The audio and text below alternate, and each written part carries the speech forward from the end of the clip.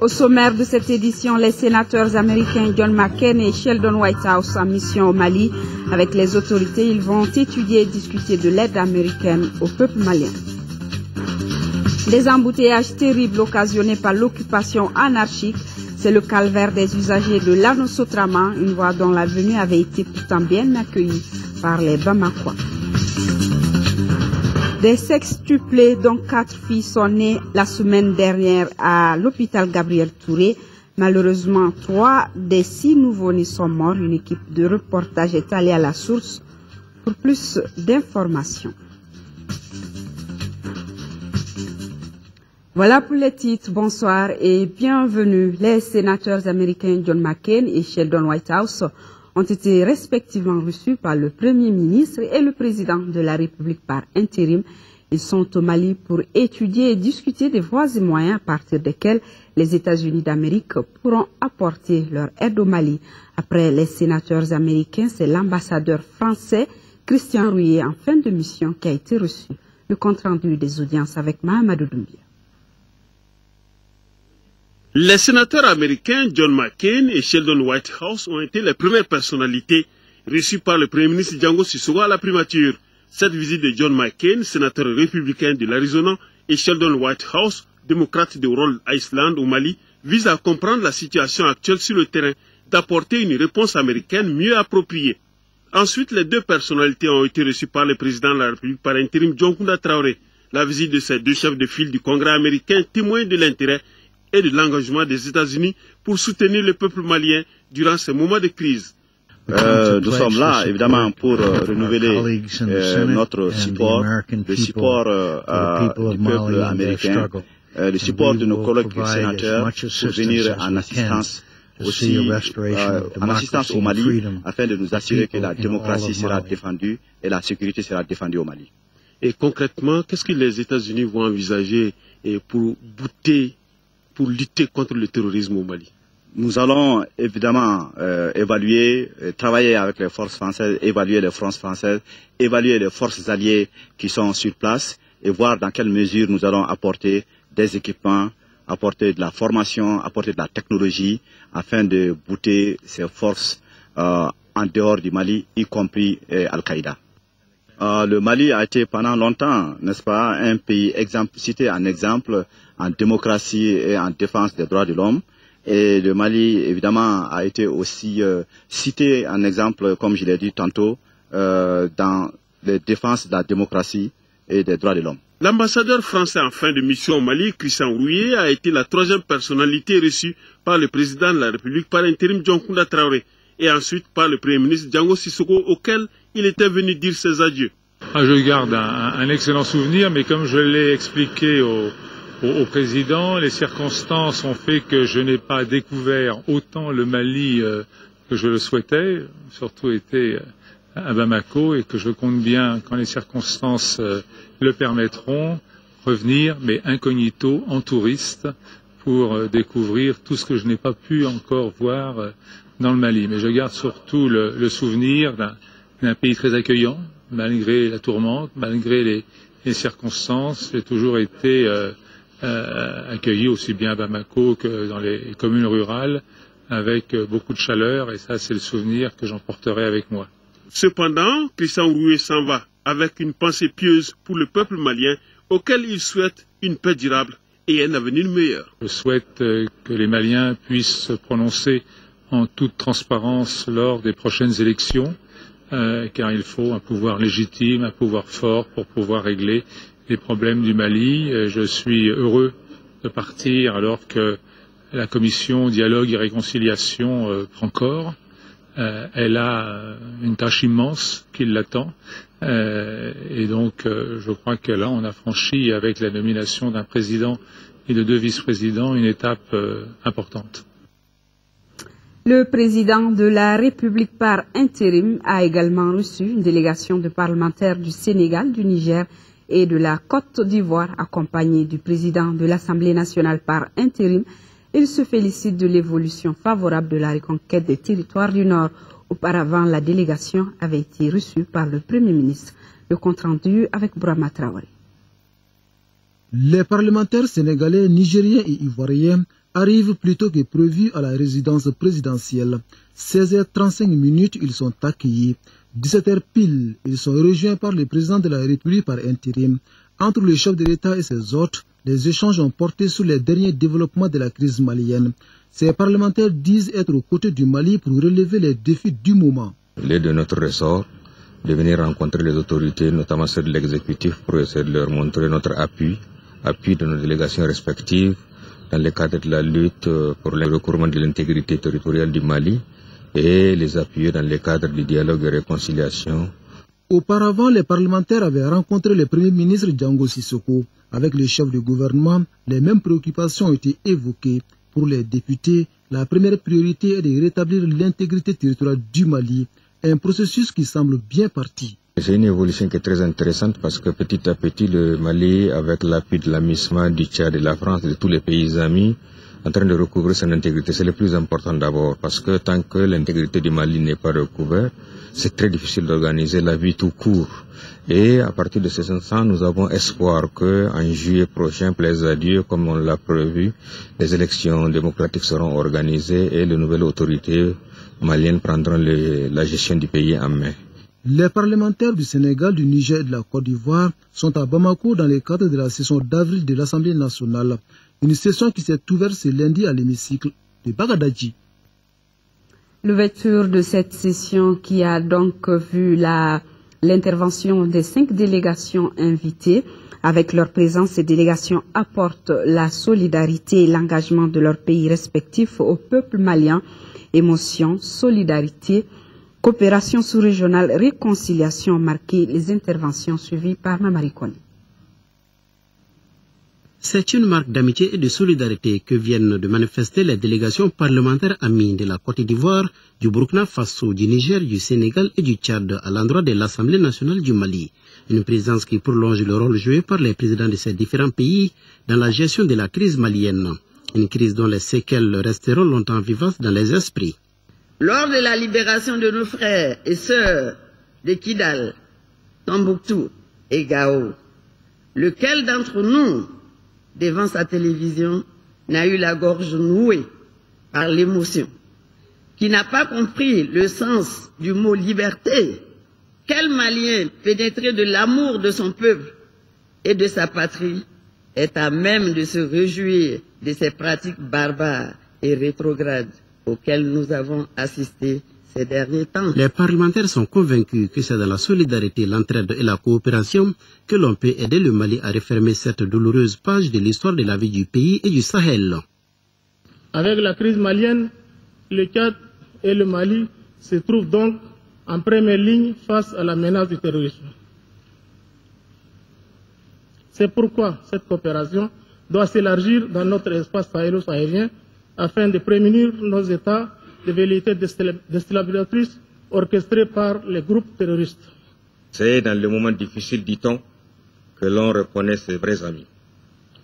Les Nigériens ne sauraient donc laisser tomber leurs frères et sœurs maliens dans ces moments d'épreuve aussi douloureuses et traumatisantes, d'autant que le Mali, et à bien d'égards, n'est que l'antichambre d'un espace auquel appartient le Niger. Les convulsions actuelles qui secouent le Mali et qui, fort heureusement, s'estompent progressivement, atteignent donc effectivement le Niger. À en croire la 4e vice-présidente de l'Assemblée nationale du Sénégal, si le Mali devait fléchir, c'est toute la sous-région, voire l'Afrique de l'Ouest, qui allait en souffrir. Elle a aussi loué le courage du peuple malien, surtout de sa jeunesse, qui, malgré la situation de guerre qui lui a été imposée, continue de mener ses activités normales. Notre souhait le plus ardent est que sans délai, le Conseil de sécurité de l'Organisation des Nations Unies décide de compléter les moyens juridiques et logistiques de la mission internationale de soutien au Mali pour lui permettre de mener, de concert avec l'armée malienne, jusqu'à son terme, l'œuvre de reconquête de la souveraineté du Mali sur l'ensemble de son territoire, connu et reconnu avec l'aide de la France, des pays de la CEDEAO, du Tchad. Selon le 4e vice-président de l'Assemblée nationale du Burkina Faso, le processus de normalisation et de restauration de l'autorité de l'État au nord du pays, le dialogue politique entre le gouvernement de transition et les mouvements armés maliens s'impose aujourd'hui comme des tâches urgentes à mener. Dans cette démarche, le Mali peut compter avec le Burkina Faso, dont le chef de l'État est médiateur de la CEDEAO pour cette crise. Sur ce plan, l'intérêt du peuple malien et du Mali converge avec celui du Burkina Faso et du peuple burkinabé. Cette présence des délégations parlementaires amies traduit si besoin en était l'engagement de ces pays à accompagner notre pays en ces moments difficiles. À l'Assemblée nationale, on se souviendra longtemps de ces interventions qui seront d'ailleurs écrites en lettres d'or dans les annales de l'histoire de l'hémicycle. Après la nomination des présidents de la Commission Dialogue et Réconciliation, nous avons reçu les messages de félicitations du ministère de la Famille, de la Promotion de la Femme et de l'Enfant, de la coordination des associations et ONG féminines du Mali et du réseau national pour l'éveil démocratique et patriotique. Ils se réjouissent particulièrement de la nomination d'une femme, en l'occurrence Traoré Oumou-Touré, au poste de première vice-présidente de la Commission Dialogue et Réconciliation. Ce communiqué de presse, conformément à la planification de l'Union européenne et des forces armées maliennes, le premier bataillon malien a été accueilli ce mardi au camp d'entraînement de Koulikoro, formé d'environ 600 personnes. Ce bataillon est la première unité à suivre la formation et l'entraînement dispensé par les instituteurs européens. L'entraînement durera environ 10 semaines et se déroulera en plusieurs phases. Il débutera par une instruction de base du soldat pour se conclure par un entraînement au niveau du bataillon. Des formations spécialisées seront menées en parallèle. 100 instructeurs européens sont présents au Mali. Ils viennent de 7 pays européens, de l'Union européenne, dont la France, les Royaumes-Unis, la Suède, Finlande, l'Irlande, Lituanie et le Luxembourg. Actualité régionale, le gouverneur de la 5e région poursuit sa tournée dans la région. Il vient de sillonner 12 communes des cercles de Tenenkou et Youaru pour s'imprégner des préoccupations des habitants et discuter avec eux sur les conditions de retour de la sécurité et de la paix. Yacouba Maïga pour le compte-rendu. Tenenkou et Youaru, 2 cercles isolés de la région de Mopti. En plus de leur enclavement pendant une grande partie de l'année, ces 2 localités ont énormément souffert des attaques rebelles du MNLA et autres bandits armés qui ont fait de cette zone leur point de contrôle et de raquette. Aussi, l'on perçoit très vite le grand vide laissé par l'administration qui est en train de s'installer maintenant. Le gouverneur de la région de Mopti, Ibrahima Hamad Traoré, est donc venu ici en bravant tous les risques pour consoler les braves populations et leur rassurer l'engagement des autorités de transition à relever les défis sécuritaires, consolider la démocratie et favoriser le développement économique et social d'un Mali nouveau. Malgré tout, les populations ont gardé patience, ont gardé les valeurs qui font de l'homme malien un homme endurant, jusqu'à ce qu'aujourd'hui, Dieu merci, les forces armées de sécurité du Mali, appuyées par celles de la France et d'autres pays, sont en train de réaliser la libération totale du territoire national. De Toguerekoumbe dans le cercle de Tenenkou, à Dogo dans le cercle de Youaru, en passant par Djondjori, Sosobé, Diafarabé, Djoura, jusqu'à Gatiloumo, Ambiri, Sa et Guidjo, les populations ont soulevé plusieurs préoccupations. Très rapidement, nous allons nous engager et tourner cette page et nous engager vers la reconstruction de notre pays pour que les centres de santé reprennent, les écoles soient reconstruites. Pour assurer la protection des personnes et de leurs biens, un important dispositif sécuritaire est déjà mis en place avec la présence dans la zone des patrouilles des forces de défense et de sécurité du Fizo Ouest. Visite à Sikasso du 7e vice-président de l'Assemblée nationale, Ousseini Amion Guindo. Il a rencontré les enseignants des écoles communautaires de la 3e région. Les échanges ont porté sur la vie de la nation et sur le rôle que chaque Malien doit jouer en ces moments difficiles du pays. La rencontre s'est déroulée au centre Charles-Luanga de Sikasso. Visite donc à Sikasso du 7e vice-président de l'Assemblée nationale en la personne de Ousseini Amion Guindo.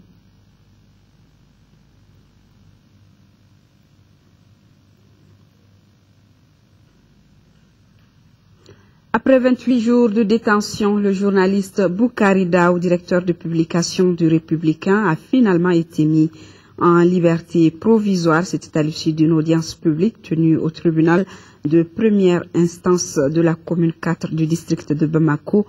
L'événement a réuni plusieurs confrères et sympathisants de la presse. Cette décision de la justice est hautement saluée par les journalistes qui la qualifient de légale et de légitime. En attendant la date du procès fixée au 16 avril prochain, Boukari Daou a regagné sa famille et tous ses collaborateurs qui l'ont soutenu tout au long de cette dure épreuve. La démocratie et la bonne gouvernance, un thème au centre de débat organisé ce matin par le Centre de réflexion et d'information CRI 2002. La rencontre qui se tient à l'intention des associations et organisations de jeunesse a pour but de mieux les outiller en vue des élections prochaines. Le compte rendu de Youssouf Diakité. Le cercle de réflexion et d'information pour la consolidation de la démocratie au Mali, CRI 2002, en organisant cet échange avec la jeunesse, voulait de plus en plus l'implication de toutes les couches sociales dans la gestion de la cité et faciliter surtout une meilleure compréhension du concept de démocratie. Selon le président de CRI 2002, l'important pour la jeunesse, c'est d'avoir confiance en soi et transformer le rêve en vision et la vision en action concrète. Le rêve malien doit être fondé sur sa jeunesse. Il faudrait entendre par les chants fleuris d'espérance nos enfants, qui sont aujourd'hui les plus nombreux. Et quand on dit les cœurs vivres de confiance, il faudrait qu'on arrive à établir la confiance entre tous les fils du pays. Alors, pour que le cœur puisse vibrer de confiance et que les chants puissent fleurir d'espérance, il faut que les jeunes également soient en assurance. Au cours des débats, plusieurs thématiques sont évoquées, notamment la démocratie, les élections et la mutualisation des capacités. Il y a un certain nombre de concepts autour desquels nous allons travailler. Qu'est-ce qu'un État? Vous savez, la nation malienne, elle est là. S'il n'y avait pas de nation malienne, on ne serait pas là où on est aujourd'hui. Mais ce qui pose problème, et ce qui a toujours posé problème, c'est que nous avons hérité de l'État colonial et que nous ne sommes pas encore arrivés, n'est-ce pas, à mettre en place l'État en tant que tel, l'État malien, dans ces trois éléments constitutifs que sont le pouvoir politique, la population et le territoire. CRI 2002 lance ainsi une série de sessions d'information et de formation des jeunes pour leur participation responsable et active aux élections de 2013. Actualité africaine avec ce retour sur la scène politique de l'ancien chef de l'État nigérien Mamadou Tandja, déchu du pouvoir en 2010 à la suite d'un coup d'État militaire. Il a fait une apparition dimanche sur une tribune politique. Cette première apparition en tant qu'homme politique, Tandja l'a réservée à son parti, le MNSD Nassara, qui célébrait son 22e anniversaire. Mamadou Tandja fait son retour sur la scène politique nigérienne. L'ex-président, renversé par un coup d'État militaire en février 2010, a assisté ce dimanche à un meeting du Mouvement national pour la société de développement. Le parti qu'il a porté au pouvoir commémore son 22e anniversaire. Le MNSD a réussi le pari de mobiliser plusieurs milliers de personnes sous le label Tandja au moment où le parti a enregistré de nombreuses défections dans ses rangs. En tant que responsable, haut responsable qui a eu à gérer ce pays, donc le MNSD ne peut pas se passer des conseils, de l'encadrement, de la sagesse et de l'expérience du président Tandja. La commémoration de ce 22e anniversaire de l'ex-parti au pouvoir a été par ailleurs une tribune pour l'opposition de faire le bilan de la gestion du pouvoir actuel. Un bilan jugé négatif à quelques jours de l'an 2 du président Issoufou Mahamadou à la tête du Niger. Lutte contre la corruption au Cameroun, le chef de la société de développement du coton, Iya Mohamed, sommet de rembourser 9 milliards de francs CFA. À la tête de la société depuis plusieurs années, il est épinglé pour sa mauvaise gestion. Iya Mohamed est aussi le président de la Fédération camerounaise de football qui connaît depuis quelque temps des moments sombres. Cela fait longtemps que la presse camerounaise dénonce sa gestion de la société de développement du coton, Sous-Coton, entreprise publique qu'il dirige depuis 30 ans. Mais c'est la première fois que Iya Mohamed est à la une des journaux pour des fautes constatées par un organe gouvernemental. Le Conseil de discipline budgétaire et financière retient contre lui 20 fautes de gestion. Des fautes ayant entraîné un préjudice évalué à 9 milliards de francs CFA, près de 14 millions d'euros. Une somme que le directeur général de la Sous-Coton est sommé de rembourser. Une fois que le Conseil supérieur d'État fait son boulot, la justice devrait suivre son cours. S'il est véritablement démontré qu'il y a des fautes de gestion de 9 milliards de francs, je pense que chacun, en ce qui le concerne, sait ce qu'il y a lieu de faire. Normalement, c'est le début d'un processus. Tout dépendra du rythme de mise en œuvre de la justice, mais ce genre de décision devrait voir la suite, une réunion du conseil d'administration pour le démettre de son poste de directeur général. Au Cameroun, ce n'est pas la première fois que le patron d'une société d'État est épinglé officiellement pour sa mauvaise gestion. Mais la décision prise contre Iya Mohamed connaît un écho des plus retentissants dans le pays. Et pour cause.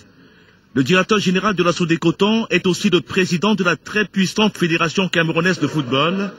Les fautes de gestion retenues contre lui ont été commises entre 2005 et 2010. Cette période, selon les férus du ballon rond, correspond à celle du début de la descente aux enfers des Lions indomptables, la sélection nationale du Cameroun. Il est à l'origine de la chute du football camerounais, puisqu'il y a beaucoup d'équipes qui sont mortes à cause de sa sale politique. Il a pillé littéralement le football camerounais. Je crois que c'est normal qu'on le fasse ce qu'on lui a fait. La sanction infligée à Iya Mohamed tombe au lendemain de la décision du ministre des Sports de suspendre le processus visant à élire les nouveaux dirigeants du football camerounais. Pour beaucoup d'observateurs, cette mesure devrait aboutir à l'inéligibilité de Iya Mohamed, qui est aux commandes de la Fédération camerounaise de football depuis 15 ans. Revenons ici chez nous. Au lendemain de sa mise en service, l'anneau Sotrama avait permis de désengorger le centre-ville et de faciliter la circulation des Sotramas. De nos jours, l'anneau qui traverse le Dabanani fait l'objet d'occupations anarchiques ou de parkings illégaux, ce qui perturbe la circulation, rendant du coup le marché d'Abanani inaccessible à cause des embouteillages. Notre reporter Mahamadou Doumbia est allé voir, suivant ensemble son reportage. À travers le district de Bamako, pour rendre fluide la circulation, le gouvernement, en partenariat avec la Banque mondiale, a initié et financé l'anneau Sotrama jusqu'à hauteur de plus de 7 milliards de francs CFA, avec une longueur de 1,2 km. Il s'est agi concrètement de créer un couloir pour le transport en commun et un autre couloir pour le reste de la circulation. J'avoue que ça fait l'objet de beaucoup de rencontres avec l'ensemble des partenaires sociaux pour que chacun puisse jouer sa partition. Mais depuis quelque temps, malheureusement, nous avons constaté que les acquis sont en train de se perdre par rapport aux objectifs qui étaient fixés pour l'aménagement de cette voie. Après la réalisation de l'anneau Sotrama et avant le coup d'État de mars 2012, en ces endroits, la circulation était fluide, sans encombrement et sans embouteillage. Mais c'était sans compter sur la détermination des détaillants ou d'autres perturbateurs qui veulent toujours s'asseoir sur les trottoirs ou même sur la voie publique. Condition sine qua non pour gagner leur quotidien, pense-t-il. Donc il faut sensibiliser les gens, puisqu'on puisse trouver la solution de ça. Donc pendant longtemps, il faut envoyer la sécurité pour sécuriser l'endroit.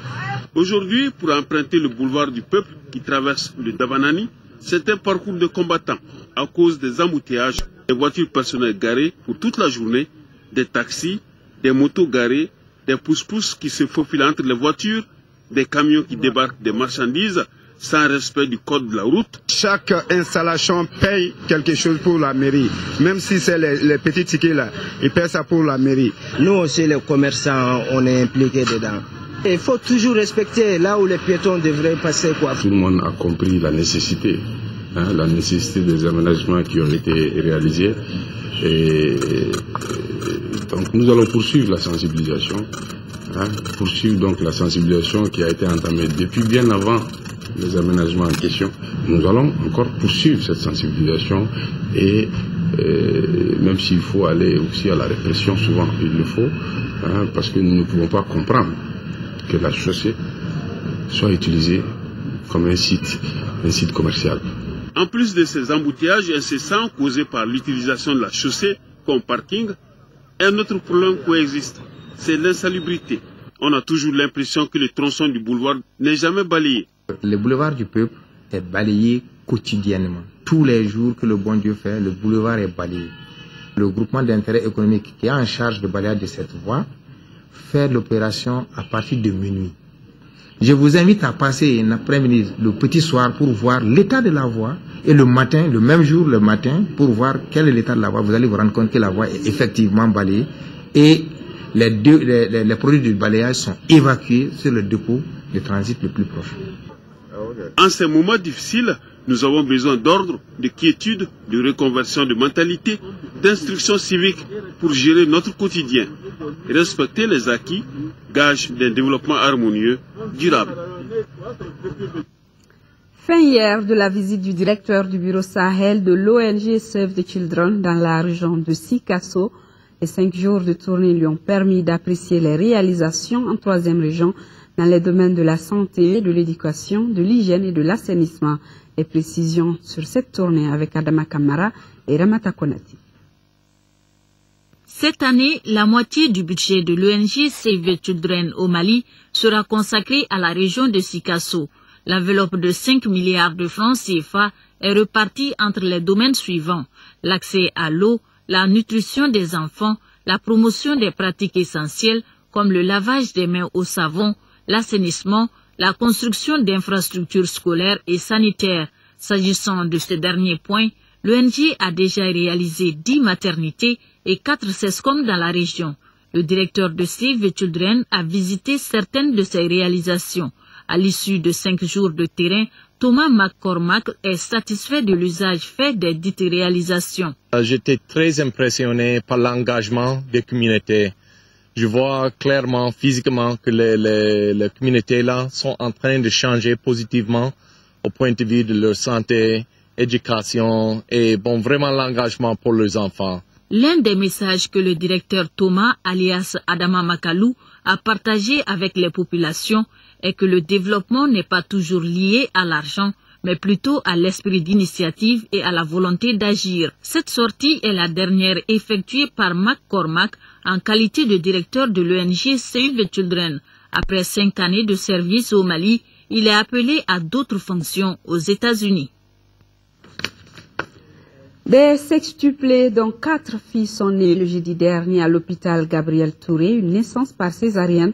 La maman Djeneba Sissoko, ménagère à Dialakorodi, reste toujours admise à l'hôpital. 3 des 6 nouveau-nés prématurément nés sont malheureusement morts. Voyons les explications des spécialistes dans ce reportage de Timogo Konati. Des sextuplés à l'hôpital Gabriel Touré depuis le jeudi dernier. Suite à une césarienne, Djeneba Sissoko, ménagère à Dialakorodi, a donné naissance à 6 bébés, parmi lesquels 4 filles. 3 d'entre eux sont décédés, dont 2 garçons.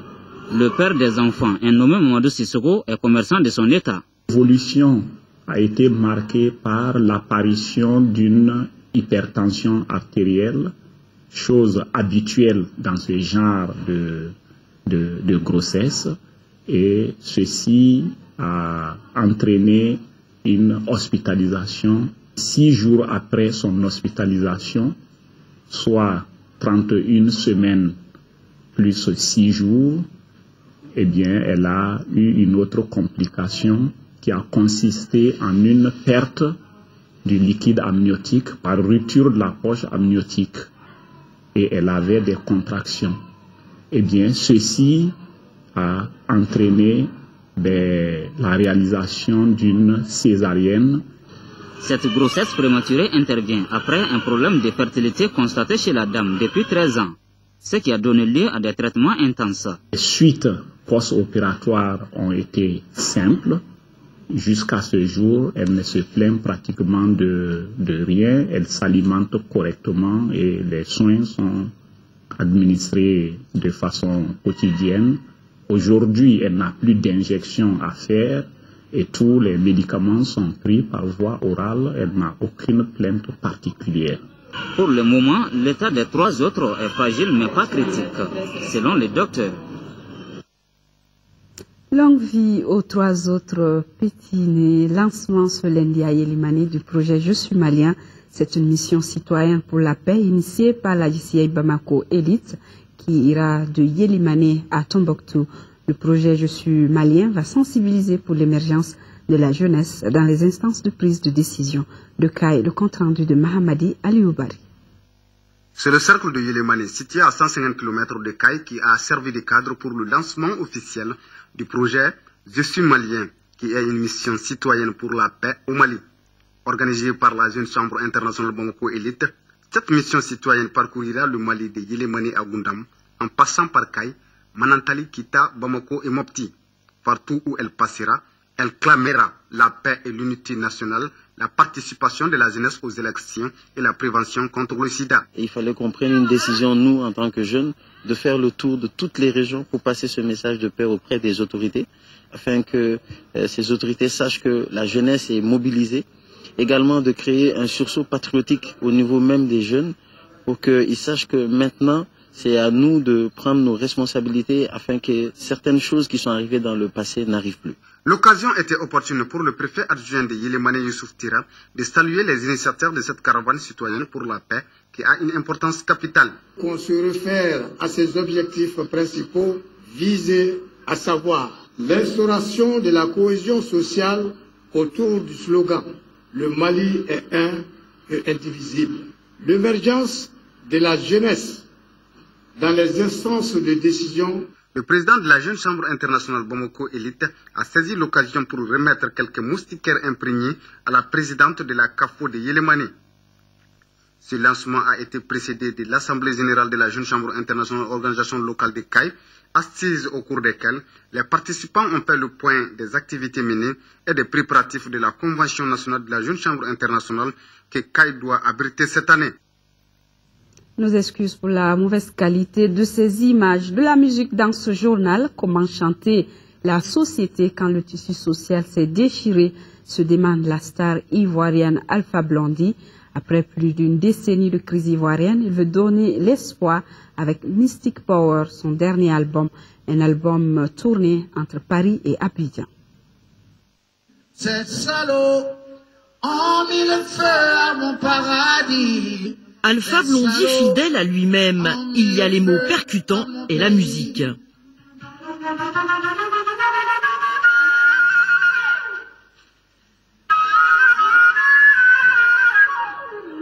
Pour la première fois, il invite une joueuse de flûte traversière sur scène avec lui, à l'Olympia.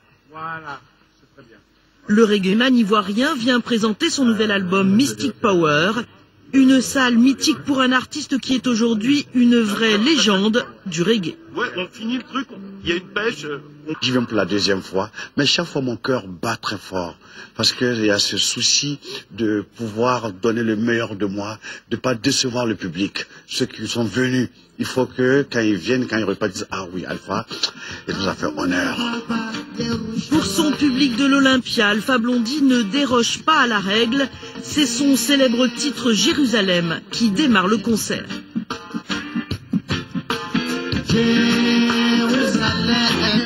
Je t'aime, je t'aime. Les nouvelles chansons d'Alpha Blondy sont en grande partie consacrées à la crise en Côte d'Ivoire.